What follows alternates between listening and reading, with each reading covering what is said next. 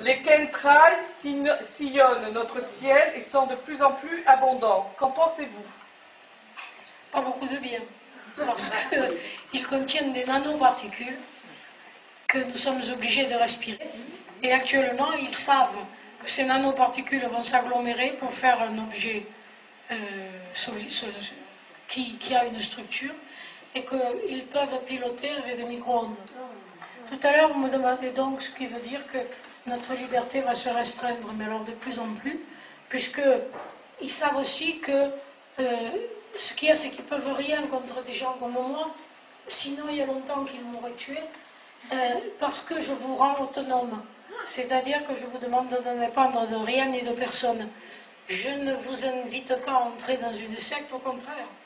Je vous demande de retrouver votre Dieu qui vous donnera tout pouvoir sur le monde. Et ces gens-là sont extrêmement dangereux parce qu'ils savent qu'il va y avoir un soulèvement des populations et qu'en France, ils viennent de voter une loi qui autorise la police à utiliser des balles réelles. Donc vous voyez où ils en sont.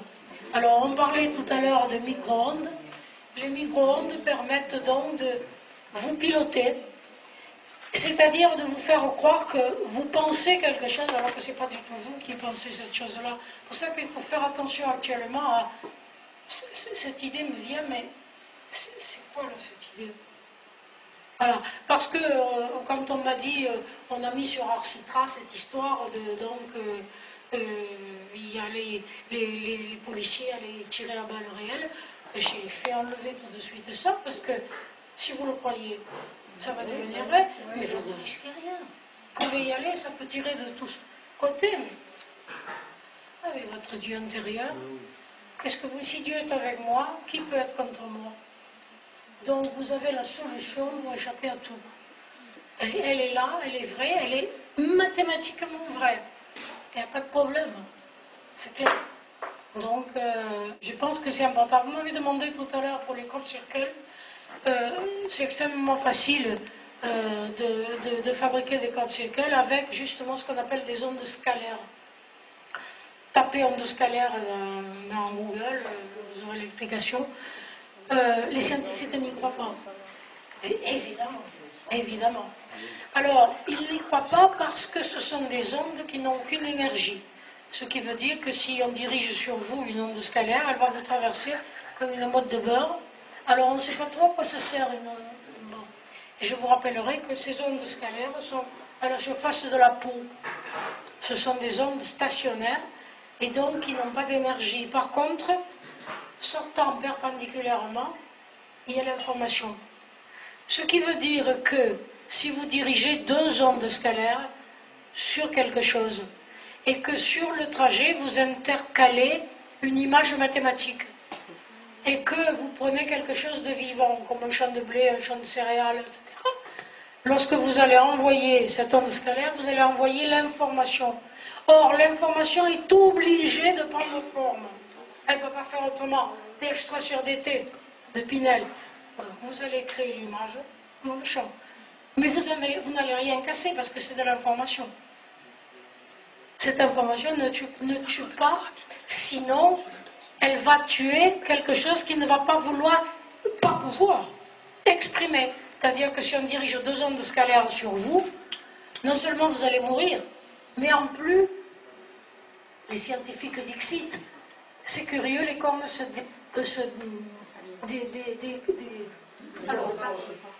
les corps ne pourrissent pas. Pourquoi?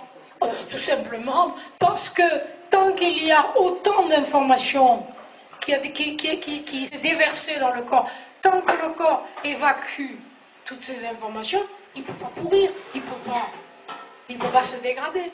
Donc les corps ne se décomposent pas. Mais le pire, c'est qu'ils ne savent pas pourquoi. C'est assez amusant. Comment on produit des ondes scalaires? On produit des ondes scalaires? Et comment?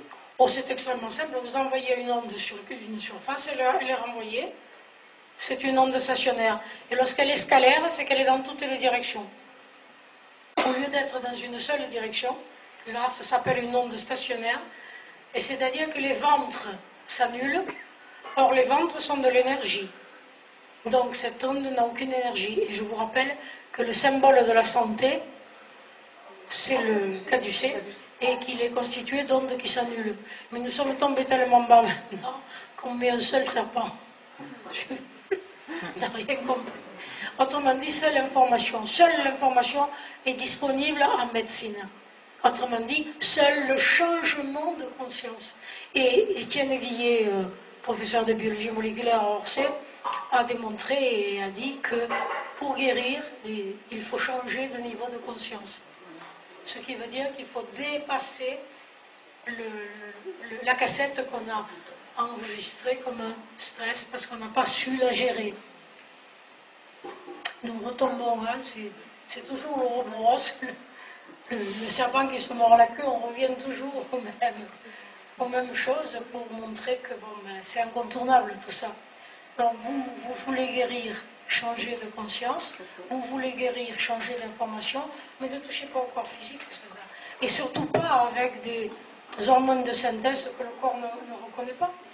Maintenant, je le répète, si vous avez confiance dans votre médecin, allez-y, hein, mais ça s'arrête là. Hein. Si vous doutez de lui, et s'il est pessimiste, fuyez-le parce qu'il vous tuera, ça c'est clair.